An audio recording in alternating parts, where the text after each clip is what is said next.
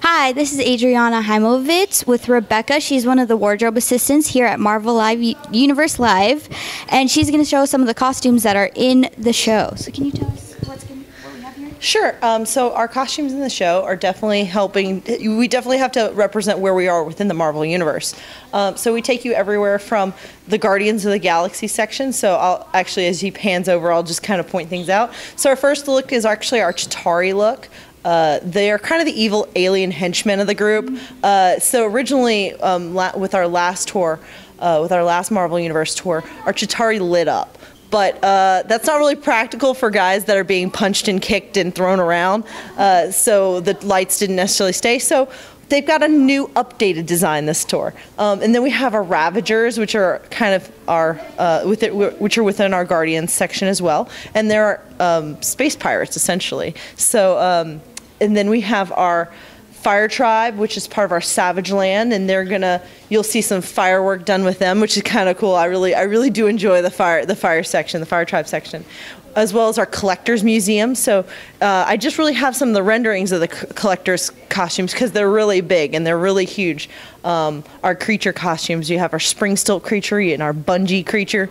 We also have two four-legged creatures, so that's 8 legs of doom and terror, as we like to call them. But they give a nice, gentle surprise. And then finally, we have our stone soldiers in the back, which are really kind of cool because they do look like stone, and they do look like they're not going to move, and then they surprise you. That's just a latex helmet with some fabric on the end to kind of look like hair. So it's a little bit of both. And then same thing, these are some of our costumes behind us. Well, we start out in Kunlun. Well, we don't start the show out in Kunlun, but our costumes will start out in Kunlun. So we have some peasants, and they're having a celebration. So you're going to have a celebration. Then we have a dragon, because the dragon's a big symbol in Kunlun. So yeah, you have, this is one of our dancers. She's just a peasant reveler there to enjoy the party. And then we have some of our aerialists, which are going to do 2 silk routines. You can see they're bright, shiny, and pretty, but they're also made out of very lightweight spandex, so they can feel the silk underneath them, so that they know that they're going to be safe, because safety is definitely our number one priority here. That is super cool. Wow. And then these are some of our stone soldier guys. They look very heavy, but they're actually really light. And they're very durable because these guys take some hits and kicks as well. Yeah, right? So it's all made of real stone. Yeah, it's really cool. The paint, all these costumes were all hand painted as well. So all the dark on the stone soldier you see painted, the big dragon is actually painted on. And then these are his lovely pants. He's got like, I know, right? And then we go into the Savage Land. I'm going to zip this up so it provides a nicer kind of look in the back. But our Savage Land, you meet our Fire Tribe, and our Fire Tribe, I don't know what they're celebrating, but they're definitely celebrating something as well with their fire display. It's kind of cool.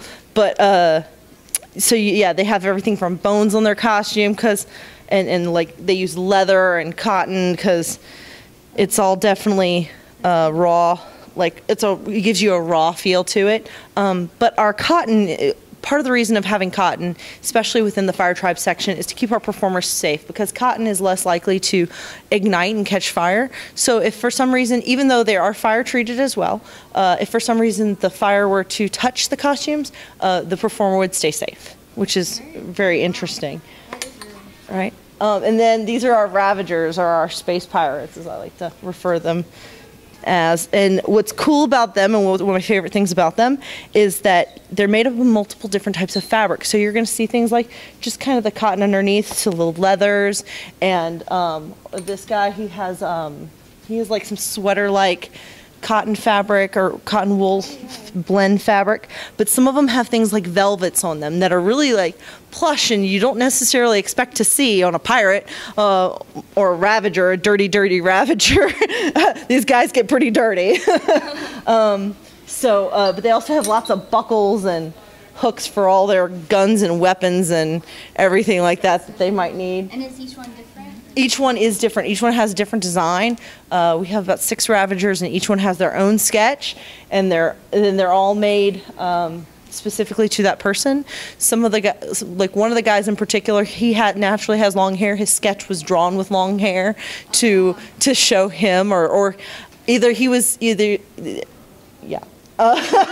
Sorry, words hard in the morning. Anyway, and then these are one of our Chitauri costumes. Like I said, the Chitauri kind of got an update. They're definitely a little shinier than our last Chitauri were. This is only a portion of the armor. It kind of goes on them like this, with this being for their arms. So, yeah, these are just kind of a few of the costumes that you'll see here. That's cool. So what takes the most to put on? Like, what's the longest one you have? Some of our character costumes definitely take the longest to put on.